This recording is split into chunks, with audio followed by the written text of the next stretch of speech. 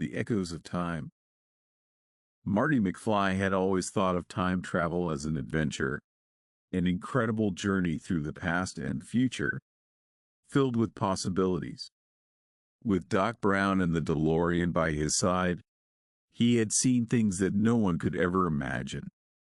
But what he hadn't realized, what no one had warned him about, was the cost of tampering with time.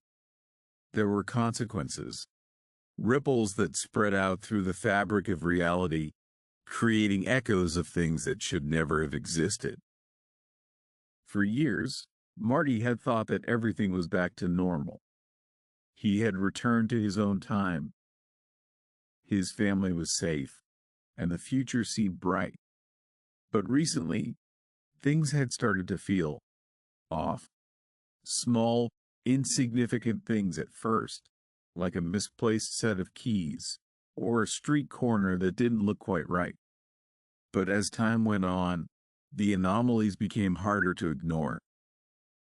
One day, as Marty was walking through the streets of Hill Valley, he noticed something that made his heart skip a beat.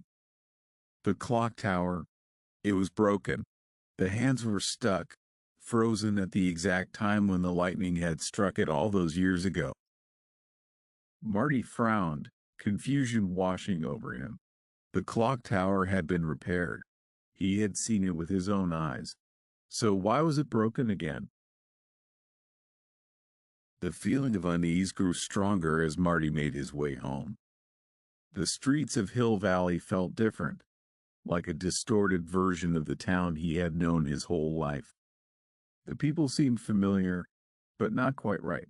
Their faces were the same, but their expressions were wrong. There was something off about the way they moved, the way they talked. It was as if they were acting out a script they didn't quite understand. Marty. The voice was faint, barely audible over the noise of the town. Marty stopped in his tracks, his heart racing. He turned, scanning the streets, but there was no one there.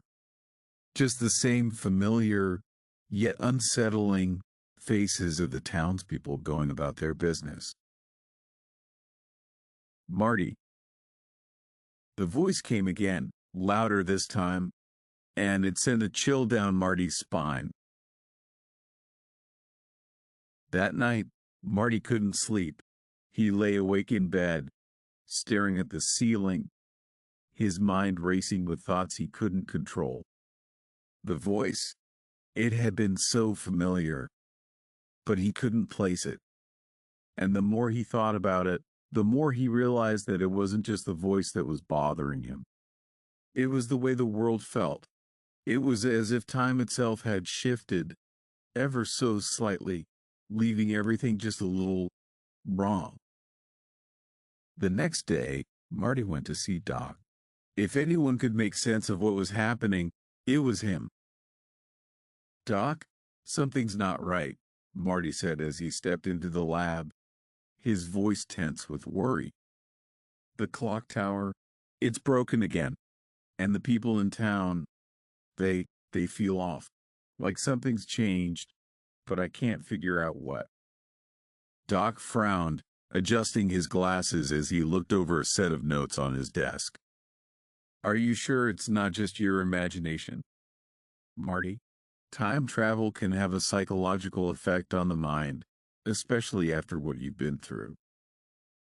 But Marty shook his head. "No, Doc, it's real. I can feel it."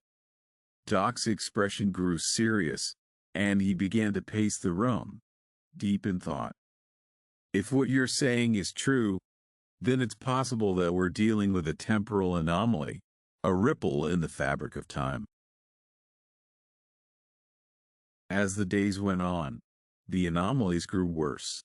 More and more things in Hill Valley seemed wrong. Buildings that should have been there were missing. People Marty knew all his life were suddenly acting like strangers. And the voice, always that voice, calling out to him from the shadows. "Marty."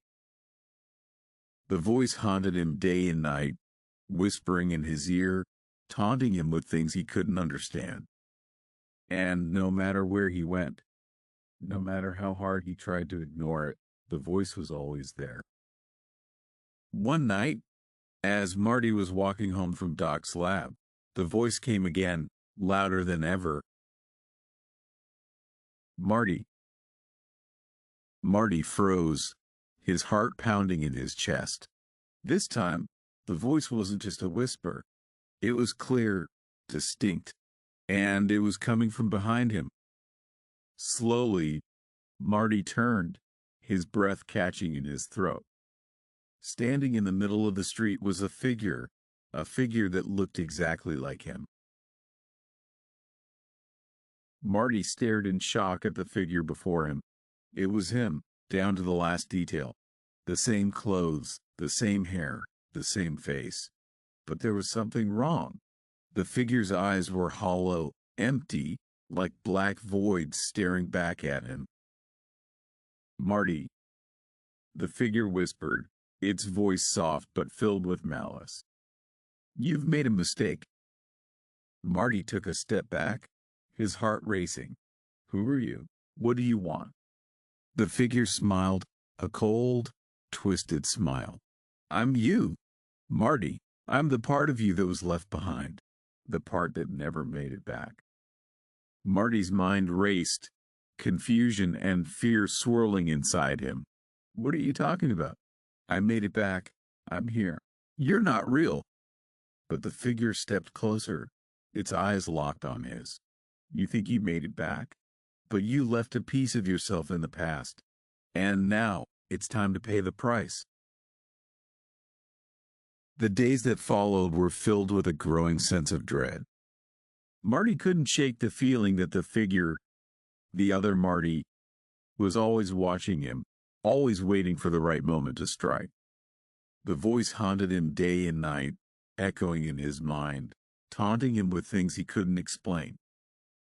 Marty, you can't escape it. You can't escape the echoes. The world around him grew more distorted with each passing day. Time seemed to bend and warp, moments stretching and collapsing in on themselves.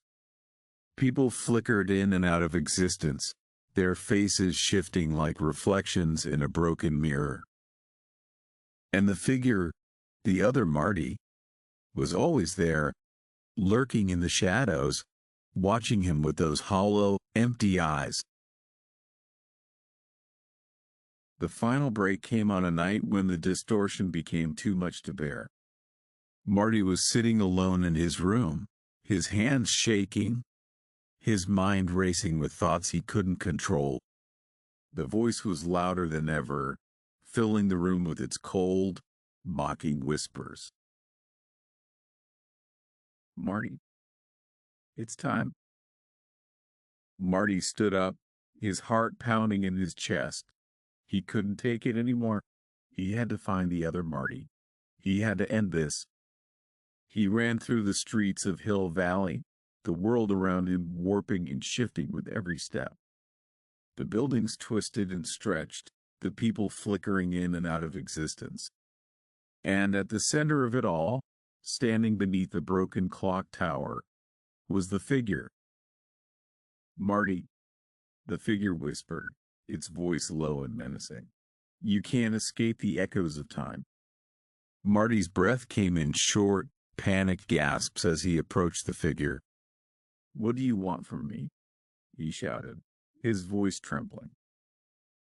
The figure smiled, its eyes glowing with a malevolent light. I want what you took from me.